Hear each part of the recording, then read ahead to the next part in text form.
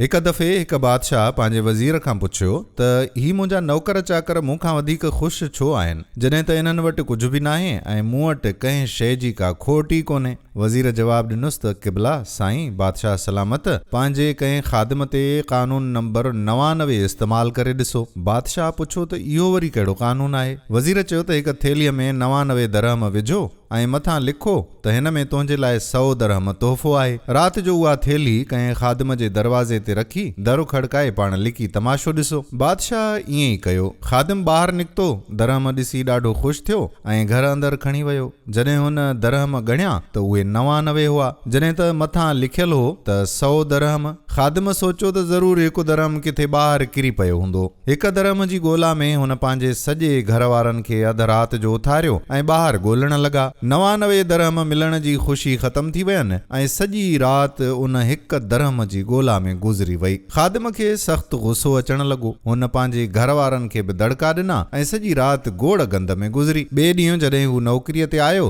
त हुन जो चहिरो लथल, अखियूं ॻाढ़ियूं हुयूं ऐं कम में हुन जी दिलि ई कोन पई लॻे। बादशाह सम्झी वियो त 99 जो क़ानून छा हूंदो आहे। दोस्तो, इंसान उन हिकिड़ी नेमत जे पोयां परेशान रहंदो आहे जेका खेसि नाहे मिली, पर हू 99 नेमतुनि खे विसारे वेहंदो आहे जेकी अल्लाह खेसि ॾिनियूं आहिनि। उहा हिक नेमत बि अल्लाह ताला जे कंहिं हिकमत सबबु रोकियल हूंदी। जेकी नेमतूं हासिल आहिनि उन्हनि ते अल्लाह जो शुक्र अदा करियो ऐं उन्हनि मां फ़ाइदो वठो। पंहिंजो मिज़ाज उन हिक शइ जे लाइ ख़राब न करियो जेका तव्हां वटि नाहे, छो त शुक्रगुज़ार बंदो ई असल सुकून हासिल करे सघे थो।